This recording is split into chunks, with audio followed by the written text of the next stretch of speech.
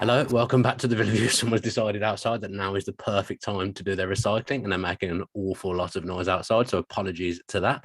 We're here to do a post-match point in association with Purity. If you use the code hashtag VillaView, you'll get 10% off all Purity's beer and ale offerings. And look who is back.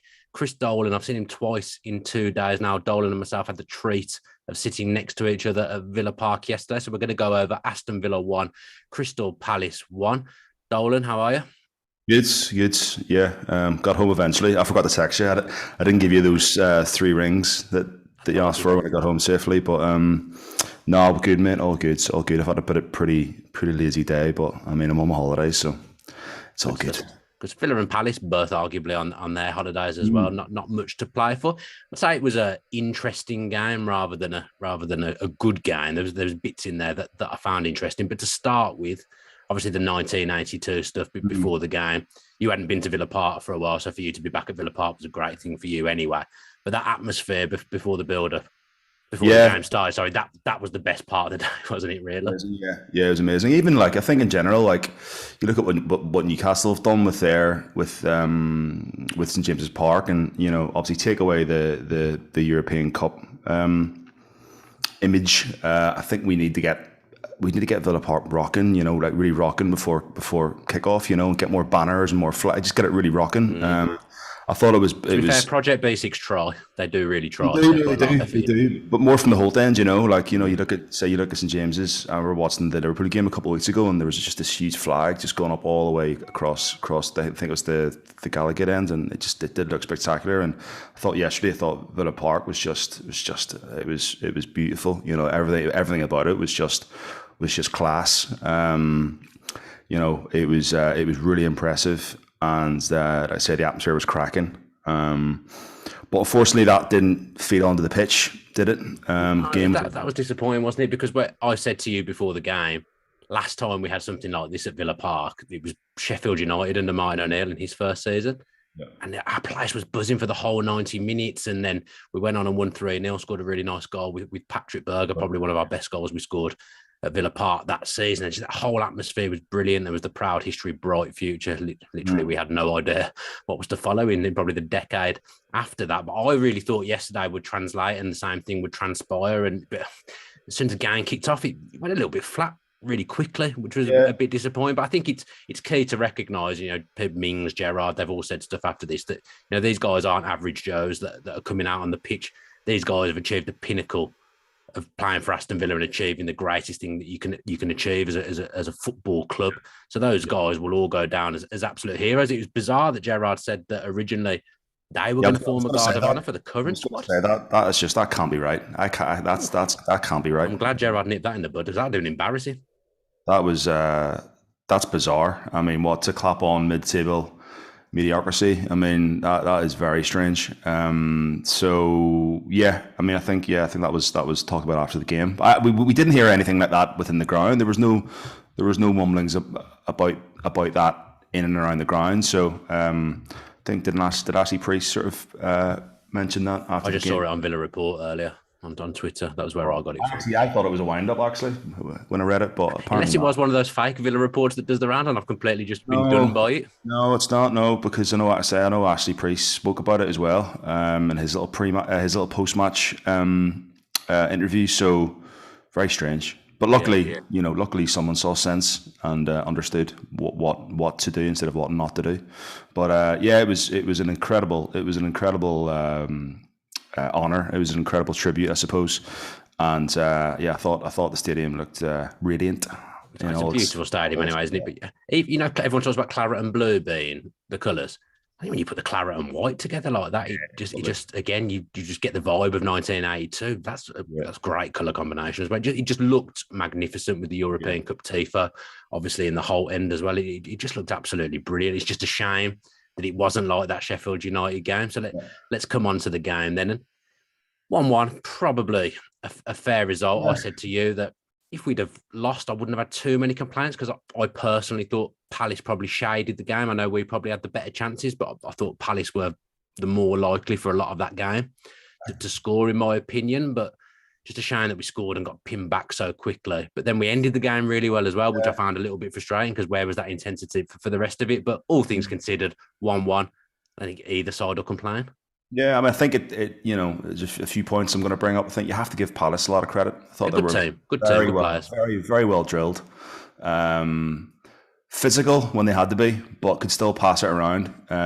Kept the ball well, I thought, in large spells, and caused us problems. I mean, Martinez made a couple of good saves in that first half. Zaha was his nuisance self as always, which was actually quite. I have to say, I like when he gave it back a little bit and yeah, mate, sir.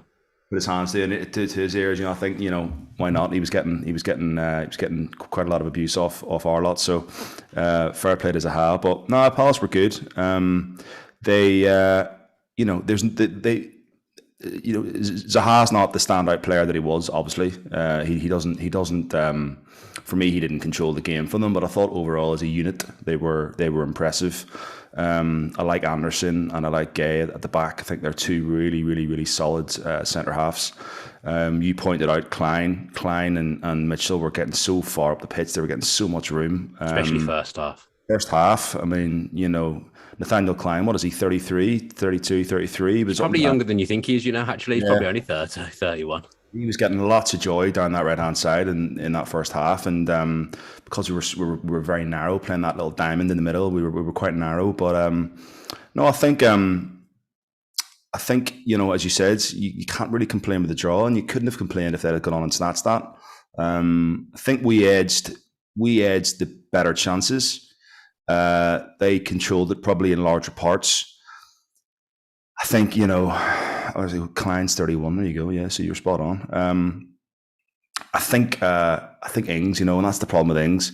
We bought Ings to put those away. That's why you bought him. And as you quite rightly said, last season for Southampton, he buries those 9 times out of 10. If that's Southampton against Villa at Villa Park, they'd both go in. Well, they did, but they did both go in. Yeah. So. Both were just for me gilt-edged chances, and they were on a plate. The first one he snatched at it. So again, you look at Ings and you think of his his natural ability and his experience. He just snatched at it. He snatched at that first chance, and the second one he's got to find the back of the net with that second one. It was perfect for him. He had all the time in the world, got it out of his feet. Good effort, but it's got to be going into the back of the net, and we could easily go in 2-0 up at half time. And do you think it's a lack of? I mean, to be fair, he's played a lot recently, but generally for Villa, he's never really had any rhythm this season because he's never had a consistent run of games. Whenever he's played for Southampton, he's always had that run of games and he's banging the goals in. You think if he's been playing for the last 6, 7, 8 weeks, he's probably on a run of goals and they probably go in. But at the moment, I do think there's something in the back of his mind that it hasn't gone as well as he would have hoped. So he's probably, I feel like he's overthinking a little bit at times. He probably is lacking a bit of confidence because, there's been, for him, it's been very stop-start, the whole Watkins-Ings thing. I thought it was a strange transfer to begin with, yes, I've always called out we need more options from the bench in terms of striking department, but it's almost like we have 2 strikers, essentially 2 first-choice strikers, and when you have that in your team, it's difficult to get them on form. Watkins, you can't argue with Watkins' goal record. I think that's 25.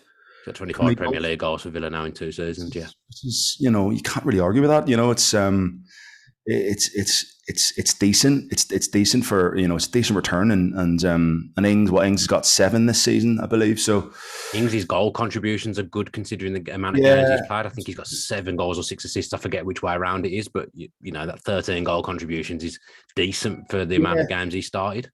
Yeah, exactly. But I do think he's lacking confidence, and I do think he's almost trying too hard. I think he's trying to justify that price tag, and he's trying to justify why he was signed in the first place. And yeah, I do think he's probably overthinking it a little too much. But it was it is what it is. I thought when Watkins got that goal and towards 62-minute mark, whatever it was, I thought, okay, we can kick on now and win this. But 10 minutes later, it's awful defending once again. Second phase, don't clear lines, and just dreadful defending all around, isn't it?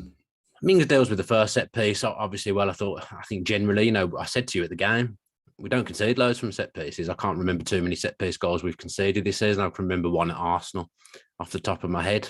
One anywhere else?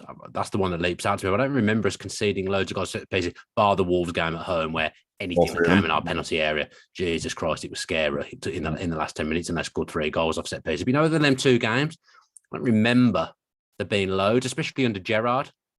That both those games were Dean Smith. So it was annoying after having said that to you that obviously we've conceded off a second phase of set piece. But Mings clears it well. I actually think Luiz does a decent job of trying to stop the cross and make it difficult. He's kind of hooked it back in and it's turned into a really good ball. But the difference is on the knockdown, Schlupp just reacts quicker than anyone in the Villa shirt and knocks it in. And I guess that's the disappointing thing. Gerrard said, we've only got ourselves to blame there. And he's probably right. Yeah, no, exactly. And when they scored, I never really thought we'd get back into it. And I think once Palace got themselves level, I think they were quite happy with that point. But we did have a go at the end. We had a go. We literally with the last 5-6 minutes, we had a go. The couple of chances. I think Watkins had a header that came off one of their players at close range. Looked like he was heading for goal. That. Yeah, so we had a few chances, and there was Coutinho and Buendia really tried to drive us on. I thought again Buendia came on, and when he came on, he probably tried to do too much again. Obviously really wants to carry on making that impression. I think he'll start on Thursday. I think he'll come back into the team on Thursday, and I think you'll see. I think you'll see Coutinho come back into this squad on Sunday. So I think that's how he'll work it. But yeah, it was just one of those classic end of season games, and I think 2 teams that are very, very evenly matched. And I've got a lot of time for Palace. I respect them massively. I think Vieira he's a legend. An absolute legend. You look down. Where we were sitting behind the dugouts, you just look down, and there's Steven Gerrard and Patrick Vieira. Weird, horrible though in some ways. But it's 2 iconic footballers. For me, 2 of the greatest midfielders to ever play the game, and so yeah, I've got a lot of time for Vieira. I think they recruited really well over the summer. They've got a good balance, and they just look very, very well drilled and very streetwise. And as you said, once you did say that you can sort of see Vieira has had an extra 5 or 6 months with that squad, obviously including the pre-season, which is vital. And they're Vieira's players. They're largely Vieira's players. They are, but there's a few. I said this to you as well. There's a few players. I don't know why I keep saying I said this to you. I don't need to keep saying that. But there's players who've been at Palace a long time. Players who I would say are jobbing players in the Premier League. A couple of journeymen in there. He didn't play yesterday, but I said Jim McCarthy's had a good season for Palace when he's played. That Koyate and Milivojevic in midfield yesterday, I would say both are bang average, but they offered that physicality. And what they did do was keep Coutinho out of the game. We didn't get him in the game at all again, and it's slightly disappointing. He had glimpses. There was glimpses, there was glimpses of sheer genius, and the way he glides around the pitch is a joy to watch. But yeah, we just couldn't get him in the game, and I just thought going forward, I said, I thought he just looked a bit static at times, We're not quick enough in transition when we come forward. We manage to slow down counter-attacks like no team I've ever seen. Yeah, and that's exactly it. But, in transition, we look, we're slow, and we don't get the pass off quick enough, and we'll pick the wrong pass, and we'll make the wrong run. Slow pass. Yeah, it's just to be quicker and sharper and more on point. And when we get it right, it's a joy to watch. And we have got it right at times. Like Southampton, Burnley away, Brighton. There's been a lot of occasions where we've looked really dangerous, but just not consistently enough. This is why we are where we are, isn't it? If you're more consistent, you're higher up in the table, but it's that lack of consistency that keeps you where you are, and that's why we will probably finish bottom half, I would say. We deserve to be where we are, and it's a shame, because I think that result yesterday kind of probably finishes our chances of a top 10 finish. It'd be a big ask to win the last 2 games and finish 10th. So we're not going to finish 10th. So it's whether or not, and we can. It's like, saying it's whether or not we can pip Brentford for that 11th spot. We did 11th last season, so at least it would be nothing worse than last season. Are we back in the championship all of a sudden, pipping Brentford to that 11th spot? You know? Bloody Brentford. I know, God, it's always been our bogey team over the last 5 or 6 years. But yeah, listen, I think we'll win on Thursday, and God, Sunday's a free hit. It's actually quite exciting just to be part of Sunday. Yeah, it is, because we're a long way off being in the title race, so to be part of one is interesting. I agree with you there. Massive spider right here. Okay, you might need to move closer to your mic if you're going to talk as well. Massive spider. Okay, fine. Yeah. Dealt with it. Yeah. Good lad. Yeah, just to be part of Sunday, I think is going to be really, really exciting. And you just never know. I mean, I've had a load of texts this morning from Liverpool mates saying they've never been a bigger Villa fan, and it's going to be. I hope they like disappointment. Hope they're used to it. No, listen. I mean, our record against the top 8, let alone the top 2, is abysmal this season. Yeah, it's going to be interesting, but you never know, mate. Stranger things have happened. I mean, we did go there in O'Neill's first season. Sean Maloney scored a worldly free kick. Wasn't Sven their manager then? I think that was a long way off what they are now. Then yeah. It was a Crewe and Sean Maloney. I always remember that Sean Maloney goal, and he celebrated, and nobody bothered to go and celebrate with him after he scored that free kick. He was just strange guy, wasn't he, Sean Maloney? But you never know, mate, but it's highly, highly, highly unlikely we'll get anything from that game unless Liverpool have to win. They're not in. They have to win their last 2, so it's not a given by any stretch. So we have to do them a favour. If they win their last 2 and City win their last 2 or their last game, then it's over for Liverpool. But we have to try and do something for them, but. You never know. You've done a great job of getting away from the game that we're actually here to talk about. Sorry, fantastic. Yeah. Not the time for the match preview right now, Don. We'll do that later on in the week. One thing I did want to point out from Villa that I think is a positive. We're in as good a place as we've ever been with fullbacks. Cash and Dean, both exceptional fullbacks. Cash did some unbelievable defending in the second half. A bit quieter going forward than perhaps he has been at times, but Luca Dean now is really starting to come into his own down that left-hand side. He now looks a big upgrade on target to me. Yeah. Even from a defensive, settling in at first, but his delivery, he's involved in the goal, obviously. He just looks a top player. From a defensive point of view as well, which was always the question mark. Can he defend? I thought he was really super solid. And I think Cash is probably a better defender than Luca Dean, and I think Luca Dean's slightly better going forward. It's a slightly better end product, but both fullbacks were outstanding, absolutely outstanding. Goalkeeper as well, good side. Yeah. And it's something we've really lacked over the years. We've always tended to play a centre half back, not right back. The classic Olaf Melberg, or even Courtney House. Quellar, for me it never works. You need those modern fullbacks to be bombing up and down the pitch all game, and I thought they were both excellent. I think Luca Digne's obviously had a few injury worries when he's come in, and he's come back. He's come back after that latest, was it the shoulder injury? He's still injured. He's playing through a knock. I've been told he's playing through an injury still, but he's been flawless really since he's come back in. Actually, he's looked as good as he has been in the last 2 or 3 than he did in the first sort of. I agree. 5 games. He's getting involved in goals now. Most goals that we've scored recently, he's played a part in them. He's been involved in the build-up and just quality. He's just a quality footballer, And, I guess that's what you didn't have with Target as much. He wasn't involved in too many goals.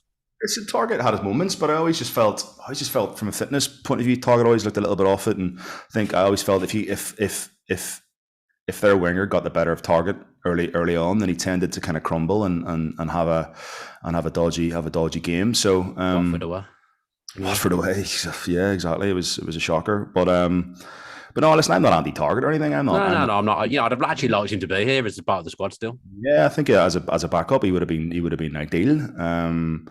But I just think when you've got someone like Luca Dean, for 20 million, you can't ignore these. You can't ignore it. And I think it was a great bit of business from us. We swooped in there before Lampard came in. There's no doubt Lampard would have kept him. No doubt. So for us to go in and swoop in when we did and take him under Lampard's nose was very, very astute and very impressive. And And yeah, as you said, he's been, both fullbacks have been outstanding. Again, credit to Matt Cash getting the Supporters Player of the Year. He's been so consistent. There was obviously the talk about maybe, well, I know for a fact Atletico were interested. Yeah, I understand that was real.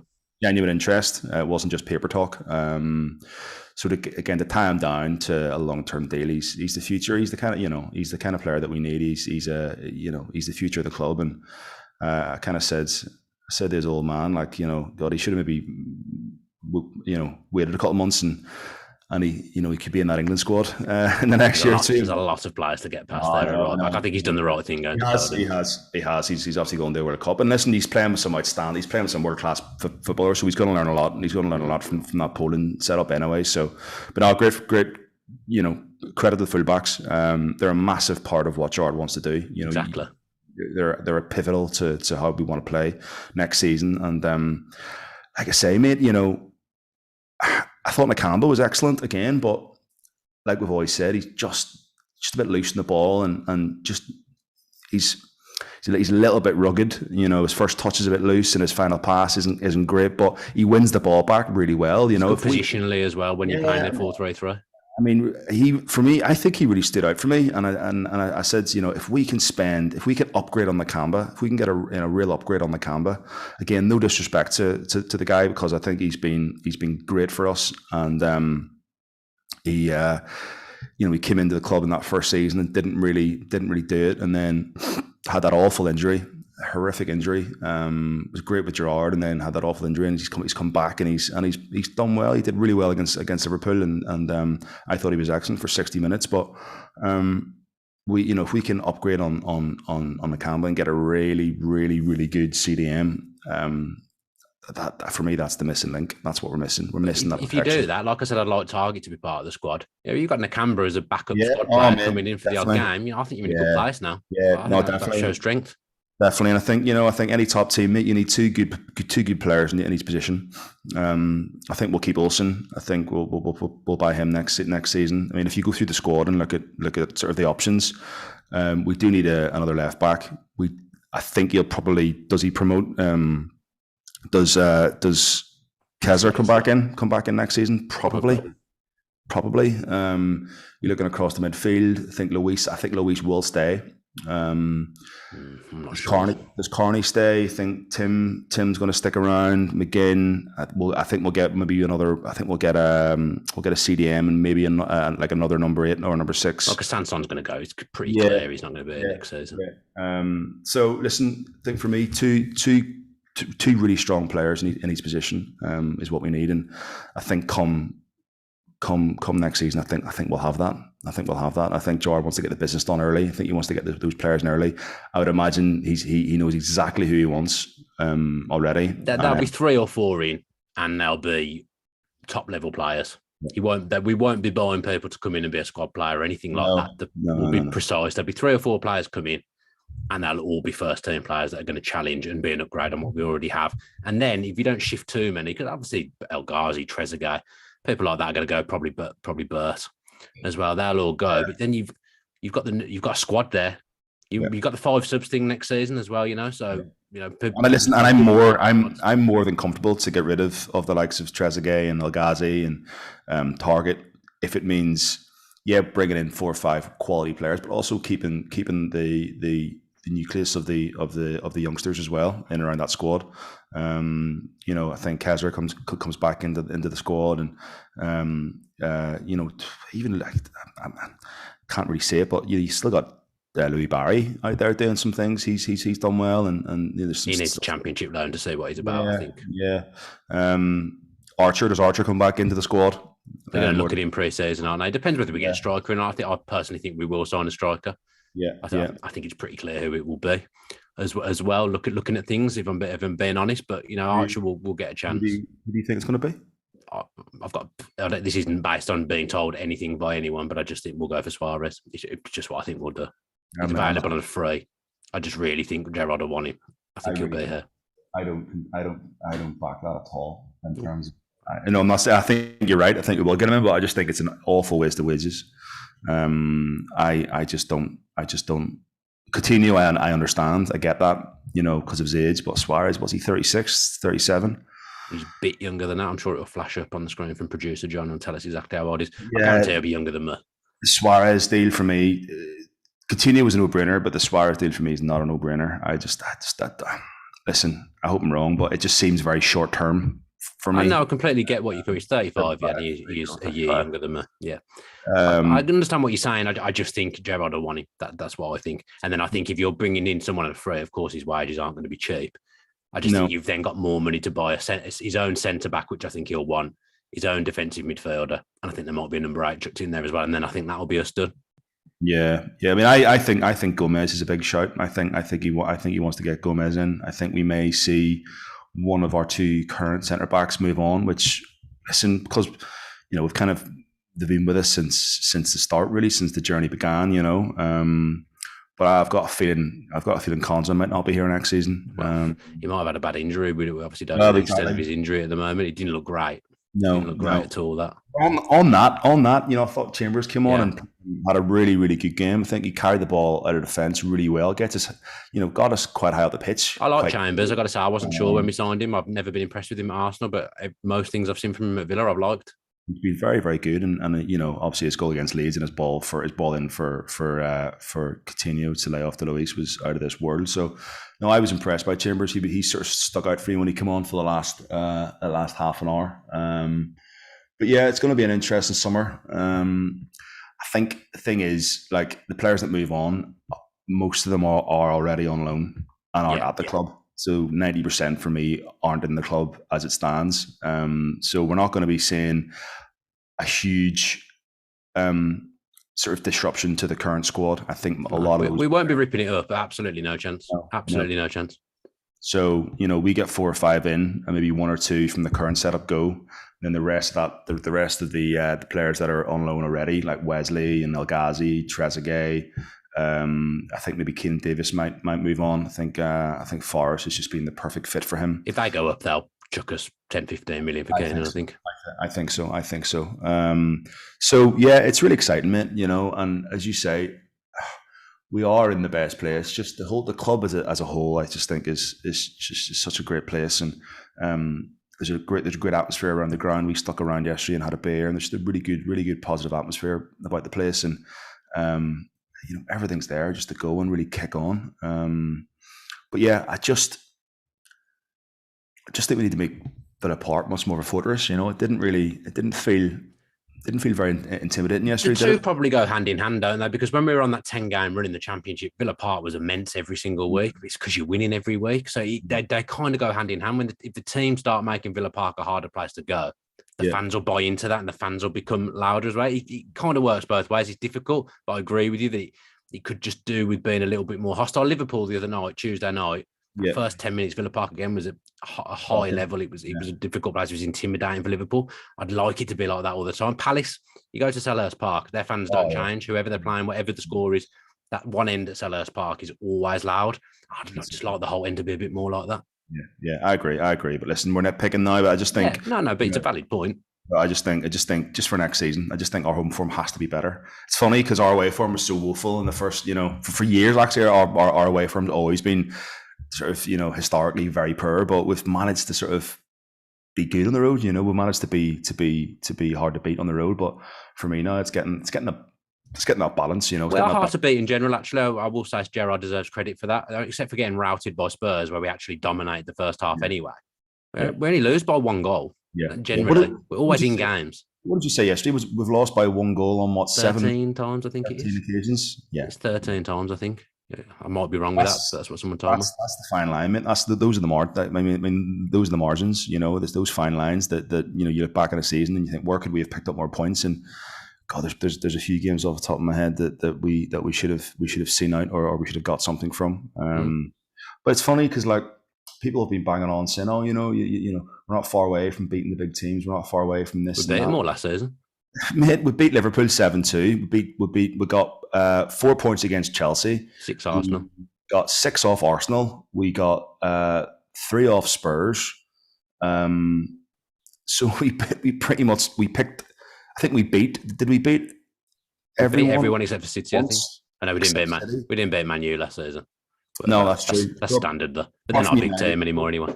but we beat them this season. So Yeah. apart from United last season, we've already beaten them. So when I hear the media bang on about, we're not far away from beating one of the big teams, but we beat them all last season. So I'm not going to look at that and go, oh, we're not far away, because I think last season there was moments of where we can get to and where we can be, but we just obviously tailed off massively last season and had a really, really bad end of the season. And I think 2021 as a whole was tough, and 2022 has not been an awful lot better. So it's we just need to just get back in the way of things. And everyone bangs on about this pre-season. If we don't start the season like a house on fire, then there will be questions asked. And he needs to start quickly. He needs to get the players in quickly, and we need to start the season quickly. We need to really, we need to get a real good balance to the side. And I think Jordan knows. He knows what he wants. He knows exactly what he wants, and he knows exactly the style of football he wants to play. So I think I'll look at that as being a positive. He might not be able to implement it yet, but he knows the blueprint that he wants to play to, and he'll stick to his guns. So I think that's a good thing. I think this board will give him time, because Perslow went down on a limb to bring him in, and he's on a massive salary, and he strikes me as being the kind of manager that if he asks, he generally gets. And I know at Rangers, he went in there and completely changed, like from top to bottom, everything. And I know one of the big things for him when he left was he probably wasn't backed again to go again in the transfer window and last summer. And I think he's the kind of manager that needs to be backed, and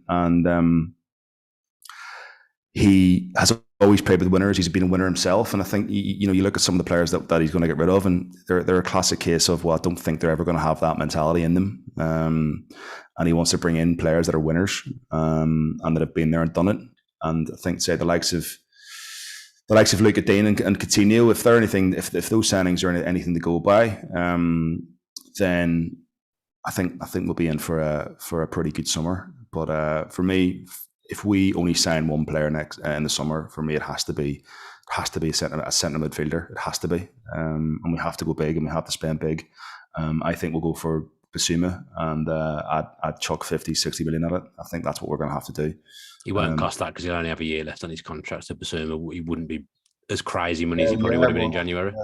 Obviously, there's Kamara from Marseille as well on a free. So there's options there. There's some good players that have either got a year in their contract or are actually, their contracts ran down. So it'll be interesting. But yeah, I mean, back to yesterday, it was great to be back at Villa Park. Great to see loads of people, and great to see old faces, and just a shame the game didn't quite live up to expectations. But it's Villa, and we're kind of used to that. Yeah, that's a nice way to end it, Dolan. Been good to talk to you on the Villa View again. Thank you everyone who's tuned in, and those that are going to go on to watch as well. We'll God, I can't talk. We will be back for the last preview of the season. Of course, that massive game. I know we've got 2 games left, haven't we? We'll be back for a Burnley preview. I guess we have to chuck in a Burnley preview at some point, but then a Manchester City preview as well, and a post-match point at the end of Burnley. So yeah, still plenty of content to come on the Villa View. So watch out on our socials. If John Inslee ever pulls his finger out, we might have some social media posts for you, letting us know when the content is coming up. Thanks ever so much to Dolan. Great to chat to you as always. And thanks to John as well for producing. Thank you very much, John. Take care. Get your notifications on. Up the Villa.